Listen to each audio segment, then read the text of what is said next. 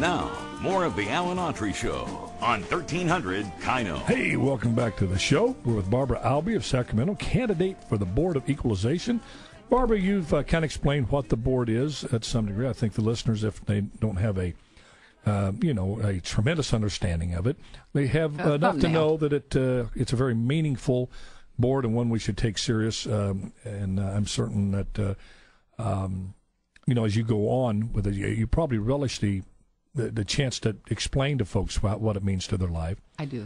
We're going to go in the remaining minutes, though. I want to hear about you personally, Barbara Alby, because it's a fascinating story. You were a welfare mom and a victim of domestic violence and became a legislator. Tell us about that journey. Well, I think the best way to tell that, Mr. Mayor, is when I was on the floor of the Assembly when the Republicans were in majority and we had cut welfare benefits.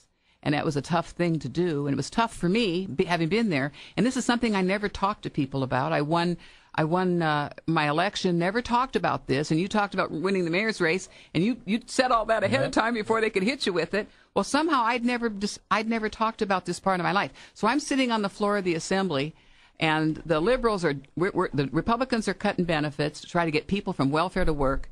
The liberals are going crazy, saying we don't know what it's like to be poor. And before I knew what I was doing, I was on my feet, and this was my speech. Mr. Speaker and members, I've been sitting here listening to my colleagues say that Republicans don't know what it's like to be poor. This Republican knows what it's like to be poor. And I was a welfare mom. And my defining moment was when a guy by the name of Ronald Reagan became governor of this state. In a few months, he cut my benefits. I didn't like him very much then, but I love him today because he took this woman from the poorhouse to the state house with tough love, with good policy. And I can tell you, a bigger handout wouldn't have saved me. It had kept me in my place. And I sat down and I thought, what have I done now? They know this is my background. And I thought I'd actually injured myself.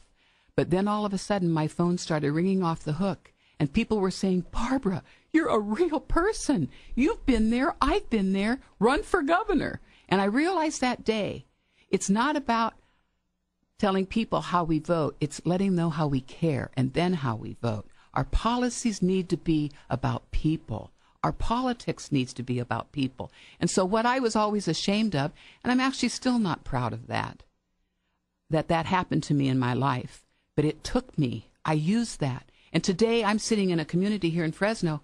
There's a whole lot of people hurting out there. The Congress has imposed a drought upon you.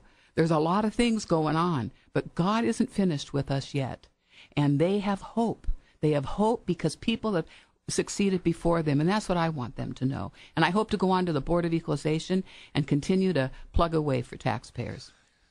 Well, Barbara, I think we're a lot alike in our conservatism because I've said many times on this show, I've said many times as a mayor and privately, because that I believe in this country, if you're too young, too old, too sick, or too disabled to help yourself, the government should try to help out some. That's called a helping hand. But if you're able-bodied, people, especially politicians, many people, I don't know everybody, but many of the politicians, mostly on the left, don't understand the absolute destructive nature of handing somebody some money and expecting nothing from them. Correct. What it does to that person, you feel less than nothing. See, that's what I like about the 10% tax, Barbara. Everybody pays something. If you made $100, then you give $10 to the pot to help America. You can afford that. If you make 20, the flat tax, you'd be able to do it. Why do you think that the other folks on the other side of the spectrum that believe we should just give handouts to everybody, they don't get that part of human nature and the human soul that we want to give something?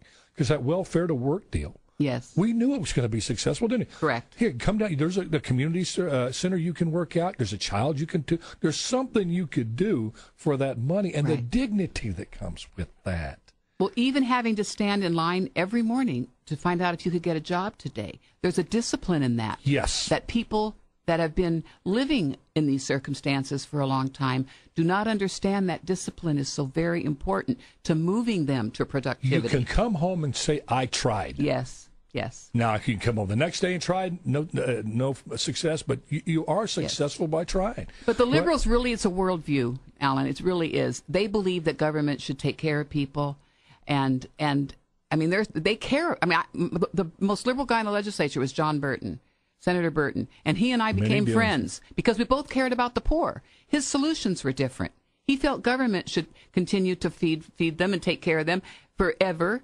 I thought they needed to move on. I'd moved on. They can move on. Right. And you didn't limit them. Right. See, there's kind of a unintentional bias, social economic racism, for lack of a better word there, that you think those poor folks, they just will never make it. Right. They can't, so I have to do it for them. Yeah. Let me ask you, this state, you spent many years looking at the whole state view of things. Now at the Board of Equalization, big job to be done there and making sure fairness and integrity and honesty and competence are driving that board if you're elected. But I'm going to ask you like a statewide global question. Can I just interject something real quick, because I want to be I heard you do disclosures. I was just last Tuesday, I was a staff member there for your member, Bill Leonard. I'm actually acting in his seat right now because he moved to the governor's cabinet. So I just want people to understand okay. Well, I'm not trying to hide that fact. Well, that's good to know. That I'm eager to hear your response even more. Oh no, now I'm sitting on the board and I'm operating in place of my old boss. Okay. So I am actually the acting member right now. So I just wanted to add that so that people really have the full facts here. Nothing held back. Good deal. Good deal. My question, collectively, with so much out of whack in this state, do you see us being able to claw and fight and to whatever light may be out there? It just seems so hopeless, the legislature, way they're operating even now in the face of this crisis. Well, I think this kind of goes back to the first question you asked when we started this discussion, and that is, are you feeling vindicated? And I said I feel sadly vindicated because of now they're looking now people are finding out we were right about how you run the government. If we can continue, if people will stay involved, if the Tea Party people won't end up handing over things to one side or the other, will stay out there and stay strong and be that voice.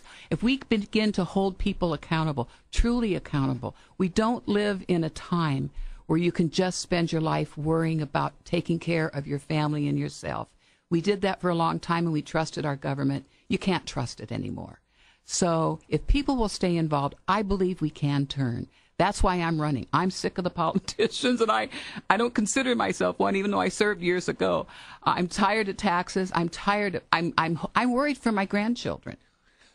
We can turn it around. We got about a minute and a half. Do you think we can turn it around without radical tax reform, this boom and bust of putting the heaviest taxation on income to our wealthiest? Aren't we running folks out of the state? We are. We've run a lot of folks out of the state, and the producers of wealth are leaving the state.